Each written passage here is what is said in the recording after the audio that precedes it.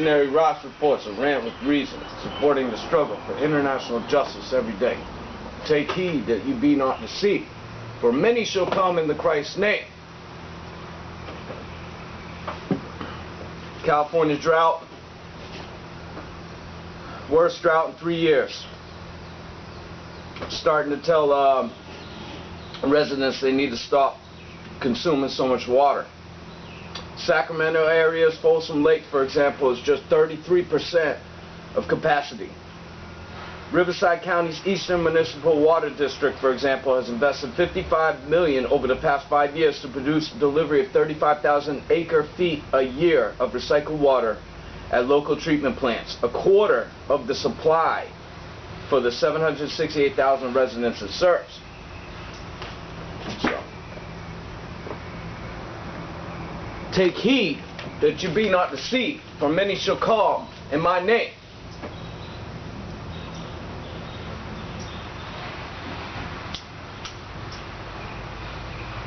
They wanted to lean on man, but man has fallen. Who shall they lean on? Who wants to bring an oil pipeline? Trains bringing more money. So, you know, obviously they're getting upset. They figure Keystone might not go through, so they're going ahead and pushing the idea of moving everything by train. But what they haven't figured out is that, see, we want this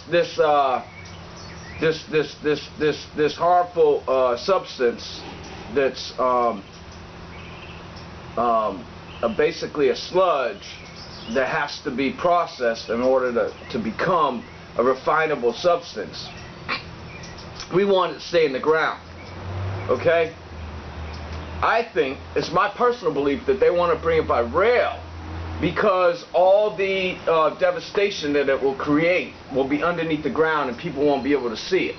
So they really won't have to project the actual damage that's been done. Whereas by train, for instance, you know, if you get a lot of people in this country that are hungry because of the drought and things of this nature, you know, naturally people will begin to feel, you know, like they're being pressed against a wall.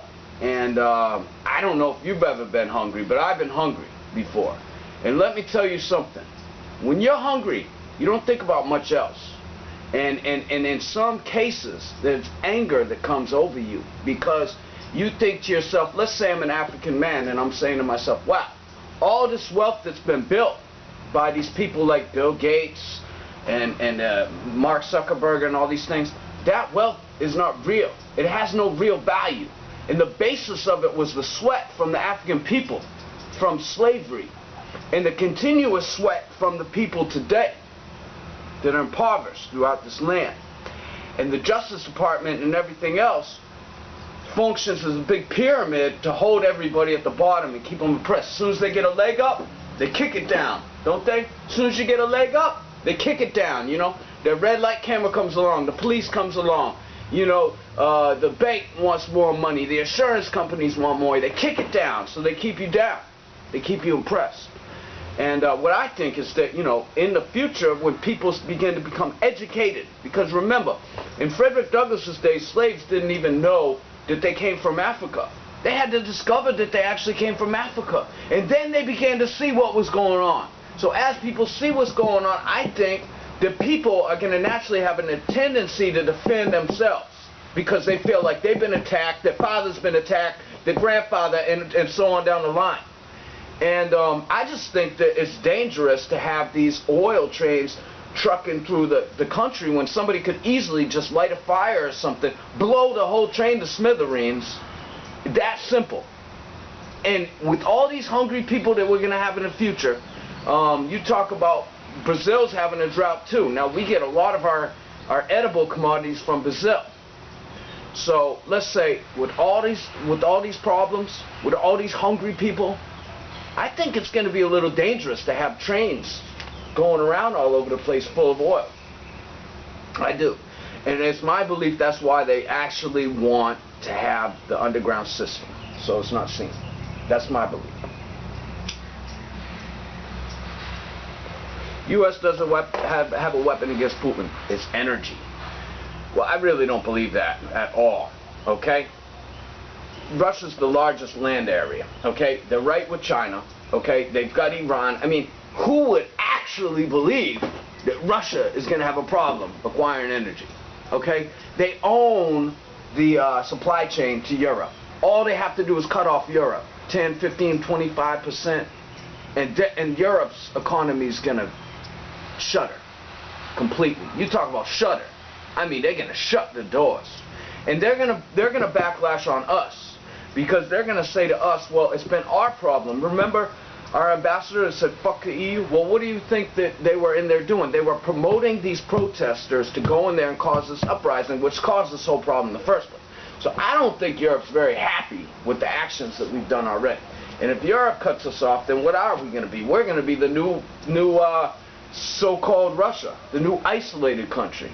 Even though Russia's not isolated, but we really will find ourselves isolated.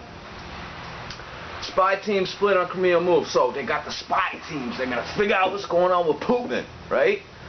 Mr. Rogers issued a statement from his office saying, it appeared the Russian military now controls the Crimean Peninsula. We spent billions of dollars, tapped into everybody, and we are now finally at the point where we're able to determine what's going on. And we just found out that it looks like Russia's occupying the peninsula. Well, yeah, they sent 6,000 ships, they sent 6,000 planes. Bro, what do you think that is? Talk about war. This person right here, she's upset. She says, people say this, they're war weary. They haven't gone there. They haven't fought. Did their brother fight? Did their sister fight? Did their husband fight? I mean, it seems to me that this lady's husband went to Afghanistan or whatever. She might have lost him, you know. My heart goes out to her, for real. But, you know, the idea that people are supposed to believe that these wars are necessary. She says right here, America's retreat from the world may comfort moral relativists here who have never had to face the likes of Saddam Hussein, Bashar Assad, Kim Jong-un, and Vladimir Putin. Well, who has actually faced, even Joe Obama hasn't faced Vladimir Putin, okay? So I don't think these guys are going to war facing Saddam Hussein, facing Vladimir Putin. I would ask this lady, what did she know about Saddam Hussein before she went to war? And where was the source of her information? You know, because the problem is you get these people, they watch TV all day, they want to sit there, they eat Twinkies, they drink soda pop, and then they watch TV, they start to develop all these diseases, you know, their tits sag, everything falls apart, right? And then they want to start blaming other people because of their own problems. Yeah, that's what I see. So, you know, I would tell this lady, go check yourself, man, because just because I wasn't born a sucker doesn't mean I'm the bad guy. Blowout haul for buyout tycoons. So last year, Leon Black, he came home with $546.3 million. That .3 is 300,000, by the way. Steven Schwartzman, this is the guy that called Mitt Romney accessible. He came home with $465.4 million. Okay, this is income. This isn't including the assets that they've acquired. Their plane, their jet planes, their vehicles, you know, their vacations, because they, of course, they're putting on business travel. I mean, what else are they going to do? I mean, these guys live in a lap of luxury all day long at the business expense, and they still take home $500 million in income, which, you know, they don't like paying taxes. We figured that out. So the more income they take, the more taxes they're going to pay. So obviously, it's not like they have a big incentive to take home income other than the fact that they want to look like they're contributing, and they want to keep trying to feed this false premise that, you know, if you give us the money, it's going to trickle down. I mean, these guys buy companies and flip them.